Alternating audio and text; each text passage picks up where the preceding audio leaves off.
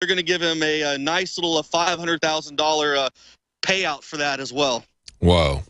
Whoa. I want to ask you if you say the people that are there, they're kind of civil. What is the sense that you get from people there? I mean, are they looking at any solutions that they're proposing? Have they proposed anything? I mean, we talked earlier about Frank Serpico's op-ed piece for Politico that came out about 3 weeks ago. He had 6 specific proposals, things like community involvement from police officers, and that means a lot more than just having a certain percentage of people who are black and a certain percentage of white. He's talking about something that's far deeper than that. He's talking about having oversight of the police with independent commissions that are set up in the community. Has anybody proposed any concrete solutions to the police situation? Not that I know of. I haven't heard anything to that nature whatsoever. But when you go out and you talk to people out here on the streets, when you ask them, what do you think's going on? First thing they do, they roll their eyes, they put their head down, and it's that Ferguson fatigue. It's set in for everybody in this area, in the surrounding St. Louis area. Everyone's tired of this. They just want it to be over with. But you have a lot of the young protesters who are really angry. They don't have the same life experiences as the older people who've lived in Ferguson for 50, 60 years. You know, the older crowds that we talk to, they just want it to be over with, regardless of the situation. They want everyone to be peaceful. But a lot of the younger people, they're mad, they're angry, they don't know how to focus that anger in a positive way.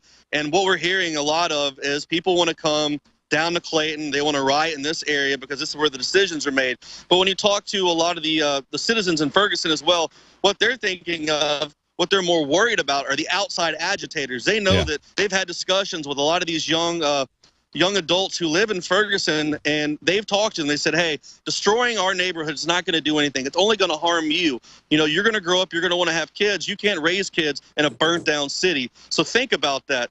But what they're worried about now are these outside agitators from other states coming in who are professional protesters, rioters, anarchists who feed off of that anger, that energy, and they just want total and complete chaos. And that's what people in this area are worried about. The people are going to come in here, burn the city down, and then fly back to their homes in California, New York, Chicago, wherever it may be, and go back into their cozy homes or apartments and sit back and watch everything go up in flames on Fox and CNN.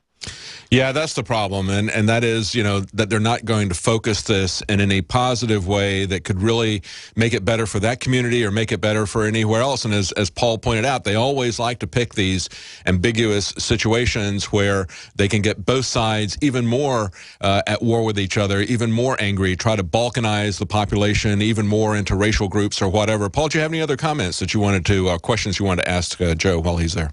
Yeah, I was just wondering, from being on the ground there, Joe, we've seen comments by some of the protesters about moving away from West Florissant, which I believe is the main area where they've been congregated, and going to South Florissant because that's where the white people live, is basically what they're saying. Where do you think these protests will be situated, and are they going to target businesses again, or is this just going to be a general street protest from what you can see there on the ground? Well, South Florissant is right where the police station and fire department is. Now, back on Halloween, there was they called a vandal. That was a term that Fox 2 used. Someone hit a transformer and knocked out the power in that area, and it actually took out the power to the police department and the fire station. So that was one of the threats by one of the militants, was to hit the power grid and take that out. But it's not going to be South Florissant that I'm hearing. I'm hearing it's what it's called. They call South City. South City is where we're at now, like Clayton. This is a predominantly white area, a lot of ritzy neighborhoods just south of here in that area. This is where the agitators, the militants are focusing a lot of their anger on. Because like I said, this is the Justice Center. The courthouse is right over here. The police station's right over here. This is where all the laws are made. These are the people they blame for not handling the situation about the death of Mike Brown very well. And they're very mad at these, the lawmakers, the politicians, and the higher ups in the police force in this area. So the word on the street, we spoke to a preacher the other day too. He believes that this is where most of the violence will be focused on, here in the Clayton area, around the courthouse, the Justice Center, and surrounding white areas as well. That's why a lot of the schools in the area that you heard about will possibly shut down on Monday and Tuesday, just because they want to brace for the worst. Everyone's hoping for the best, but we saw what happened in August. And with the National Guard being called in, the pictures I saw yesterday of people following them coming into St. Louis, right now as we speak, they should be setting up around that red perimeter that we have a picture that Kit Daniels did an article right now. They're supposed to have National Guard set up at different areas and posting up and waiting on that verdict. So when it happens, they can close in and try to de-escalate the situation, I guess, as best as they can. But at the end of the day, they're going to strip people's liberties away. Like I said, they're already telling local businesses that they're going to lock the doors and keep anybody who's inside locked in there for as long as they have to. Well, getting in people's faces with guns and shields and tanks isn't really going to de-escalate the situation, as you pointed out earlier, Joe. It's only going to escalate it. Yeah. It's going to make the people that are there very angry. It's going to increase the anger. And, of course, we have agent provocateurs from outside the area there as well. A violent confrontation is only going to make this thing worse unless they come forward with real concrete proposals, and those are going to have to come from outside of City Hall. If the community could get itself together to have some proposals like that, that would really help. But we got to go to commercial break. We'll be right back. We've got our reporters in Ferguson, Missouri. I've got Paul Joseph Watson in the UK. Stay with us. This hour brought to you by InfidelBodyArmor.com. When it hits the fan, don't be left without the body armor that will save your life. With prices starting at just $374.99 and ships free. Get yours at InfidelBodyArmor.com. Just won't quit. Hi, Ted Anderson with Midas Resources. Is it time to convert paper 401ks and IRAs to solid gold and silver yet? Get our 10 Reasons book free. Call 800-686-2237. That's 800-686-2237.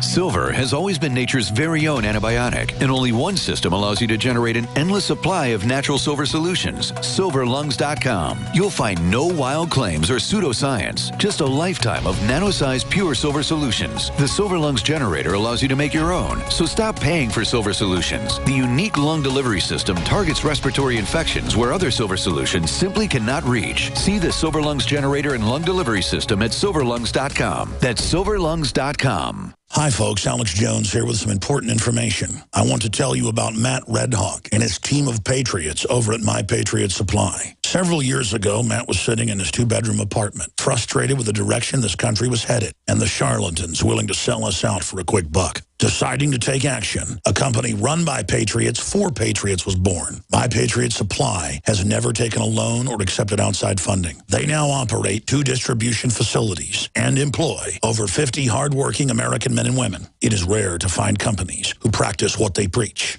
And that's why I stock my pantry with high-quality storable foods from My Patriot Supply. Go to mypatriotsupply.com/Alex today for special offers on emergency food storage, or call their preparedness specialist at 866-229-0927. That's 866-229-0927. Do business with someone who shares your values. mypatriotsupply.com/Alex. Did you know by age 50, half of all men have an enlarged prostate? This means more urges to urinate, longer bathroom trips, waking at night to urinate, or issues with sex. If this sounds familiar, call us now, because we're shipping free bottles of Super Beta Prostate to listeners of this station. Super Beta Prostate is a non-prescription formula guaranteed to reduce the symptoms of your enlarged prostate. It's yours free. Pay only shipping and handling.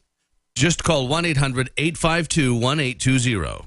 In clinical trials, the ingredient in Super Beta Prostate was shown to reduce urges to urinate, improve bladder emptying, reduce waking at night to urinate, and improve quality of life. This Super Beta Prostate free offer is for listeners of this station, but it won't last. Don't wait.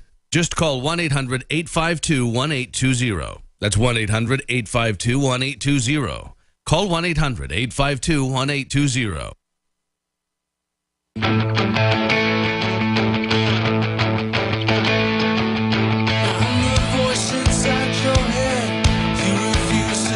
Welcome back to the Alex Jones Show on this Friday, November 21st. We have our reporters in Ferguson, Missouri.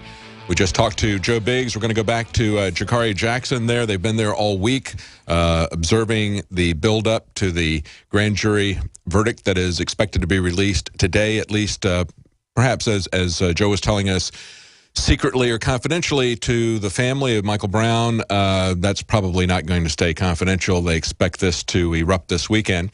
We also have Paul Joseph Watson on the line with us as co-host from the UK. Let's go back to Ferguson to Jakari Jackson. Jakari. Yes, sir. Did you have something that you wanted to add? Oh, okay. He just had a guy talking to us off camera. Jakari Jackson from Clayton, Missouri. Joe Biggs was just telling me we had a breaking news situation that the prosecutor is ready to have a press conference to announce some of the things that are going on with the Darian Wilson trial. So as soon as we're done here, we'll try to get over there and see if we can get into that. But meanwhile, yeah, we've talked to a lot of people who are in the area. The gentleman who was just speaking to us off camera, he was saying that he didn't expect the outcome to be all that bad as far as the street response. He didn't so much expect to see the riots and the protests and all the things that we've seen previously.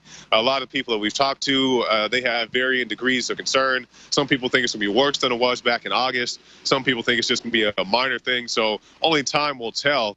But I do agree that, once this thing is announced, whether the prosecutor tells us exactly what's going on or they kind of string us along and just, how they do. You've dealt with these PIOs before, Davey. They give you just enough to say that they gave you something, even though they didn't tell you anything at all. That's right. So I don't have the highest hopes, but we'll go try to check it out regardless. So the people here, they're getting prepared, regardless what that means for them. Some people have purchased firearms. Some people have purchased food. Some of the schools have closed down. And Joe, did you have something you wanted to share? Well, you guys reported earlier. You reported earlier this week. Breaking news real quick. Breaking news. Barnes Christian Hospital has 3 floors that have been cleared out in anticipation of the victims of rioting. Wow. 1 floor for injured police, 1 floor for injured protesters, 1 floor for injured police family members. That's happening right now. Wow. Wow, they didn't have any space for media, but okay. So, well, you guys. So, yeah, we have the Infidel, so thank you. That's right. You got your Infidel armor, so you're fine. Body armor. So it's a lot of stuff going on here. People are making preparations, regardless if you think this is a big deal or not. The people here are making serious preparations. You just heard about the hospital. The National Guard is ready to move. We see the cops already out in riot gear. At least they go out to the protests there in riot gear and all that. So the people here on the ground are taking this very seriously.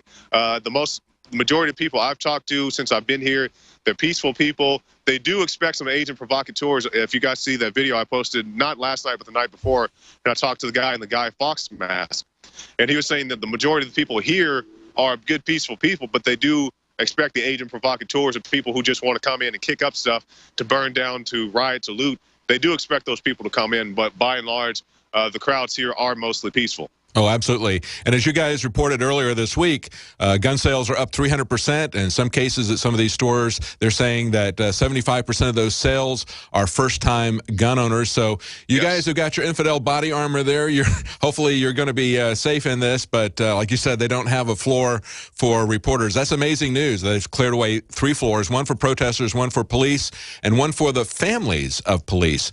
That's what I'm concerned about. And that's that kind of agent provocateuring where you've got the threats. You remember, David, they came out earlier this week. The list of the targets got released. As many things on there, including Monsanto, other local businesses, and also many officers' families. And to anybody out there watching, if you think that targeting the families of these officers is going to do anything besides just agitate them to the point where they will have no patience, I'm not exactly sure what you're expecting to happen. It just feeds the narrative that this is a war zone, and that's not what the message we need to be sending to our police. We need to be sending a different message to them. Well, thank you, Jakari. We're going to stay up with you to see what's happening there. Of course, there's a press release coming up. We have agent provocateurs that are covert. We also have overt agent provocateurs like Jesse Jackson or Al Sharpton, the FBI informant. They don't like Al Sharpton. We talked to some people yesterday. That's right. We're going to be right back. Stay with us. This is GCN, the Genesis Communications Radio Network.